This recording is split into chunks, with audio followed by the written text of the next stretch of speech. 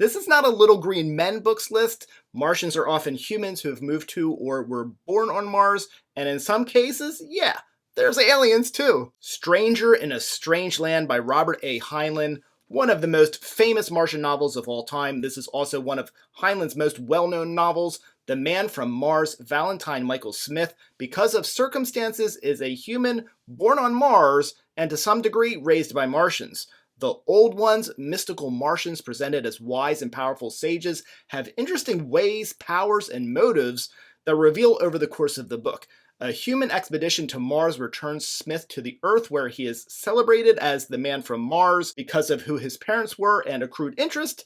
His inheritance is vast, and he is extremely wealthy. Smith is a fish out of water who eventually, in part under the mentorship of eccentric lawyer and writer Jubal Harshaw, escapes the observation and stewardship of the government and finds his own path. It is a wild path at that. Having grown up on Mars learning from the old ones, Smith has some very impressive powers of his own. Being charismatic and superhuman is a decent recipe to inspire folks to follow you. That's not going to sit well with everybody. Spin by Robert Charles Wilson. This list is a pretty good excuse to talk some more about Spin. While a human from Mars Martian visitor gets very little screen time in the novel, the existence of a colonized Mars and how it came about is very sci-fi interesting. The impact of the Martian and what he brings to the table is also very significant to the science fiction elements of a book that often plays second fiddle to the character relationships. In Spin, Tyler Dupree and his best friends, the twins, Jason and Diane, witness the most astounding event of their young lives. The sun, the moon, and the stars just disappear. The Earth has been enshielded and cut off from the rest of the universe. Nobody knows what this shield or force field is and why time is moving faster, 100 million years beyond the shield for every 1 year inside it. Spin examines how humanity will deal with such an event that presumably ends catastrophically for humanity and follows the relationships and actions of the three important characters, Tyler, Jason, and Diane. Moving Mars by Greg Bear. The only chance that Mars might have to be truly free of the influence of the Earth is to just move on, move away. Moving Mars is a Mars independence story with a lot of interesting components. The Earth, the Moon, and now inhabited and developing Mars make up a consolidated or blended economic system. From our present day perspective, if we imagine this future, we would think in terms of what will we do with a resourceful and settled Moon and Mars? And it makes sense. There's no shortage of sci-fi that explores settlers of new colonized worlds, separating from their original home and seeking independence.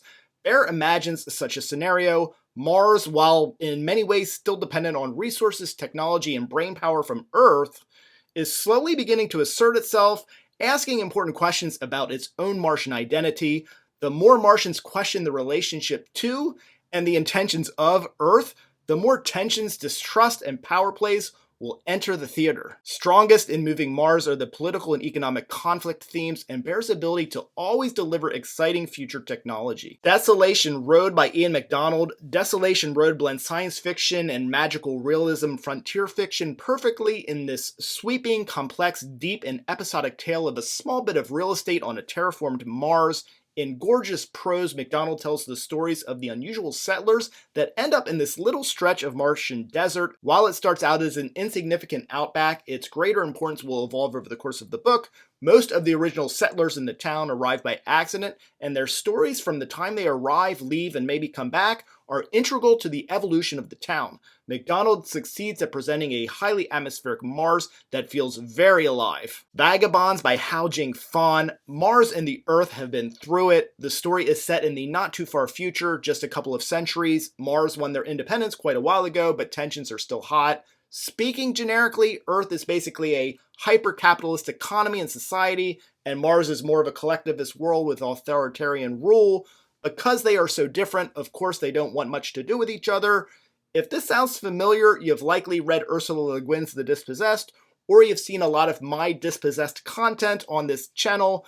Continuing these sort of parallels, Mars sends a group of youngsters to the Earth as envoys or child ambassadors to expose the Earth to Martians, to humanize them and share a bit of the culture. Interestingly, these youths aren't the patriotic types, and they question their own identity as Martians. The youth do not only have an impact on Earth, but bring back with them some ideas about individual liberty that might just shake things up a bit on Mars. Hao Jingfang is a Chinese author, and this novel was translated to English by Ken Liu. Red Thunder and Red Lightning, books 1 and 2 of the Thunder and Lightning series by John Varley. I'm excited to have this one on the list and talk about it, as it's a great Mars science fiction introduction for younger readers that can also be enjoyed by adults.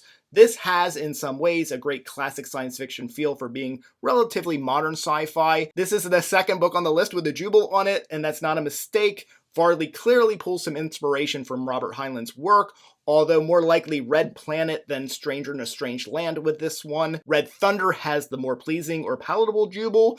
In Red Thunder, Jubal is a genius inventor and comes up with an interdimensional-ish rocket propulsion system. This is key for the group of young adult misfit main characters who build a spaceship and complementary devices from boxcars and an old pickup truck. For my Mars TBR episode, I researched a bit of Greg Benford's The Martian Race, which shares a theme of racing the Chinese to Mars. I'll be curious to see how that novel compares to Red Thunder. In Varley's sequel, Red Lightning, we get our Martians sci-fi as we now have a colony on Mars. This is about a generation removed from the first book and gets into similar coming-of-age tropes as book 1, and as in the Martians having conflict with Earthies trope, it works well and is just as enjoyable, page-turning, and young adult and adult-appropriate as Red Thunder. Last and First Men by Olaf Stapledon. There's plenty of Mars and Martians in this wildly imaginative classic. This story is told from the perspective of the whole of humanity. From this perspective is told the history of the future, a future history spanning billions of years. Stapledon presents the rise and fall of several civilizations and their significance on a galactic scale. While this is not a specifically Mars-dominated story, the little green men do show up with a thunderous bang, pun intended. However, they are not little green men. They are green, but they appear as amoebus cloud-like beings, and they pack a punch. Knowing I'd have War of the Worlds on my Mars top 10 at the end of this week, Last and First Men will have me covered today in the Mars Attacks category. Podkayne of Mars by Robert A. Heinlein. Here's another entry for the borderline young adult Mars list. This is Golden Age Heinlein juvenile Mars fiction, and it's safe to make assumptions about what Heinlein's female and juvenile characters might look like. Put yourself in a 1960s mindset, and you're good to go. Podkayne, or Poddy as she's known, lives on Mars with her family. There are also Martians on Mars, so this isn't exactly a humans as Martian novel. Think of humans on Mars as Mars men. Where this is Martian fiction is simply that Mars is important to the story, and this does happen to be a universe in which Martians exist. We can also think of the Mars government as a Martian government, so let's not get held up on that. Poddy and her younger rapscallion, bit of an understatement, brother get to leave Mars with their politician uncle and pop around the solar system, including a stop on Venus. They'll do this in the lap of luxury on a swanky starship with an interesting crew of characters, and they'll have quite the adventure. Written like a journal from Poddy's perspective and occasionally from Clark's, the format works really well. As to be expected with Heinlein, the prose is strong and the world feels more believable than it should. It's notable that the main character is female and mixed race, simply because it's not the typical protagonist you expect to get with Heinlein. Different readers will find different things to adore and dislike about Poddy and how her character is presented. Thank you for watching. I'm Michael Levers, and this is Fit to be Read.